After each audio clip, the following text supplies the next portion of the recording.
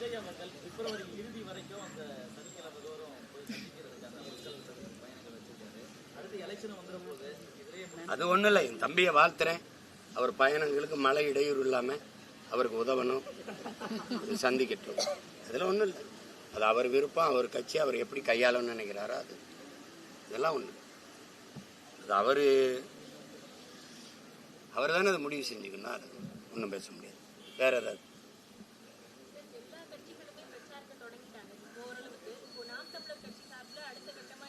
என் தங்கச்சிட்ட கேட்குறேன். பரப்புரை சரி பிரச்சாரங்கிறிய, நான் பரப்புரைங்கிறேன். என்ன பரப்புரை செய்யறாங்க? சொன்னார்களே செஞ்சார்களா? சொன்னார்களே செஞ்சார்களா? செய்வீர்களா? இப்ப எங்க ஊர்ல தண்டல்காரன் ராஜாதி ராஜ ராஜ மார்க்கண்ட வருகிறார் அப்படின்னு இப்ப வந்து இங்கே இந்த இடத்தில் தொடர் வண்டி விடுகிறீர்களை விட்டார்களா?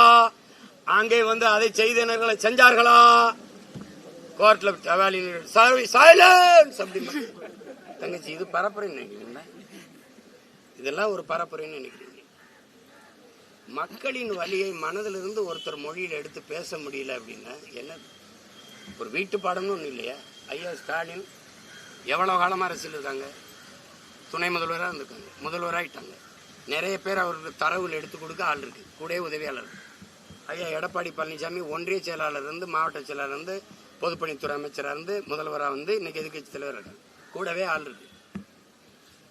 இப்போ எந்த ஊருக்கு போகிறோம்?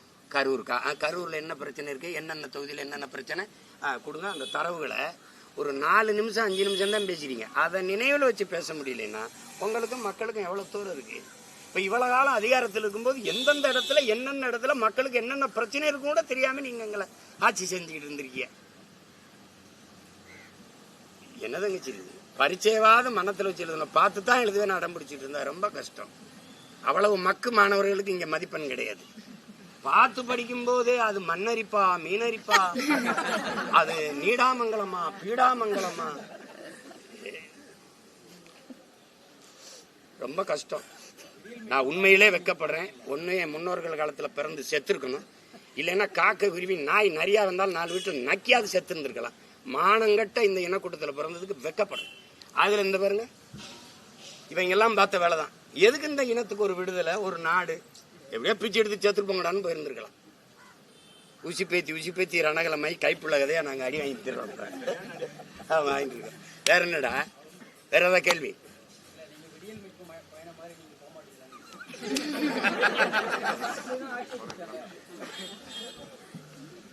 விடியல் மீட்ல போட்டாங்களா? ஓட்டுக்கு 1000 ரூபா எடுத்து வாங்கி கொடுத்தாங்க.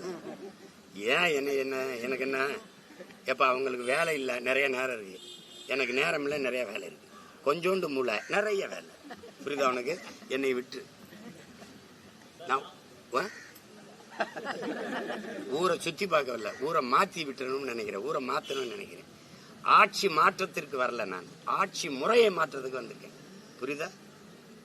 வேற நாம் தமிழர் கட்சி இந்த முறை கூட்டணி வைக்கும், கூட்டணிக்கான வாய்ப்பு இருக்குன்னு சொல்லி பேசியிருந்தாரு. அந்த மாதிரி அந்த கூட்டணிக்கான பேச்சு இரு. நீ என் தம்பி மட்டும் பிப்ரவரி வரைக்கும் போறாரு இல்லை, நானும் பிப்ரவரி 7 வரைக்கும் மாநாடு வரைக்கும் என்னை விடு.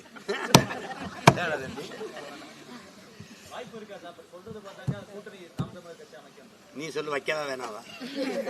நான் வைக்கிறேன்னா தனியா நிக்கிறதானே உங்க பலம். எதற்காக கூட்டணிக்கு போகிறீர்கள் என்று. இல்லைன்னா கூட்டணி வைக்காம எத்தனை நாளைக்கு நீங்க இப்படியே தனியா போராடுவீர்கள்? உங்க தொண்டர்கள் சோர்ந்து விட மாட்டார்களா? டேய், ஒண்ணு இப்படி பேசுனா இப்படி பேசுறீ, இப்படி பேசுனா இப்படி பேசுறிய, நான் என்னதான் செய்ய? சொல்லு, நான் கூட்டணி வைக்கவா? சொல்லு, நீ சொல்லு, வைக்கவா?